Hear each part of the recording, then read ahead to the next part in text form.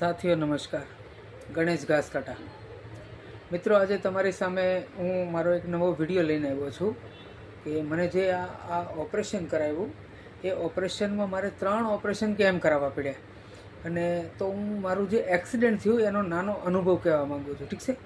તારીખ 23/7/2025ના રોજ બપોરે 2 વાગ્યા આજુબાજુ હું ઘરે આવતો હતો. મારા ઘરની સામે જ જ્યારે હું ધીમી મારી ગાડી હાલતી હતી એ વખતે દોડતા દોડતા કૂતરાઓ આવ્યા.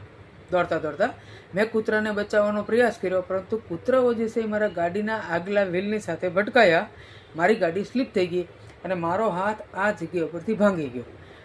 એટલે તરત તે મને બેઠો કરવામાં આવ્યો અને કોઈક માણસે ખુરશી આપી દીધી. મને અંદરથી બહુ ત્રાસ થતો હતો, મતલબ ગભરામણ થતી હતી, ખૂબ તરસ લાગી. એટલે એક માણસ પાસે મેં પાણી માંગ્યું, એટલે એ માણસે મને પાણી પાયું. હવે જે જગ્યા ઉપર મારું એક્સિડન્ટ થયેલું હતું ત્યાં સામે જ મારું ઘર.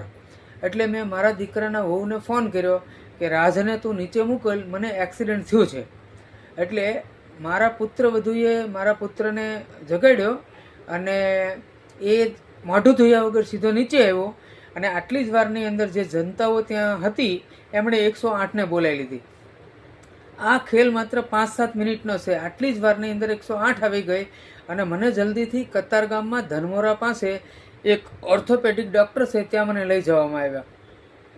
અને ત્યાં એક્સરે પાડ્યો અને કીધું કે ભાઈ એક્સિડન્ટને કારણે ફ્રેક્ચર થયેલું છે અને ઓપરેશન કરાવવું પડશે. એટલે અમે એને કીધું કેટલો ખર્ચો થાય, એટલે એણે કીધું જો તમારી પાસે ઇન્સ્યોરન્સ હોય તો 1.5 લાખનું પેકેજ આવશે, નહીંતર 50,000 થાય. હવે મારી પાસે હાલમાં પૈસાની કોઈ વ્યવસ્થા હતી નહીં, એટલે મારે ખર્ચો કરાવીને કરાવવું ન હતું.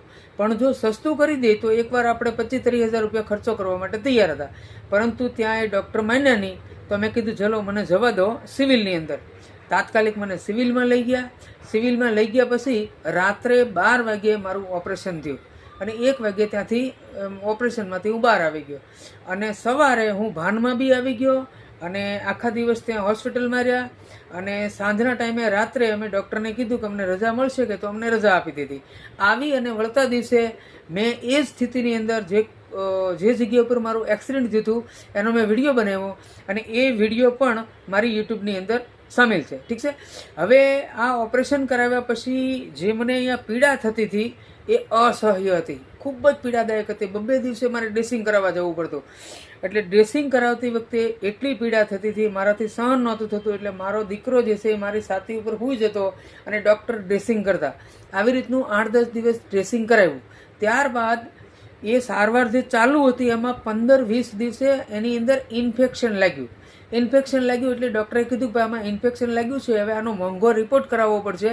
અને મોંઘો રિપોર્ટ કરાવ્યા પછી એમણે બેક્ટેરિયાને કંટ્રોલ કરવા માટેના પ્રયાસ કર્યા અને અમે સારા થવા માટે ઘણા જ ખર્ચા કર્યા, મોંઘી દવાઓ ખૂબ વાપરી, પણ કોઈ પણ રીતે એ કંટ્રોલ થયું નહીં. મને એવું હતું કે હું ગામડે જતો રહું અને 8-10 દિવસ ત્યાં રહું અને હવા પાણી વાતાવરણ બદલાય તો કદાચ મને ફાયદો થાય.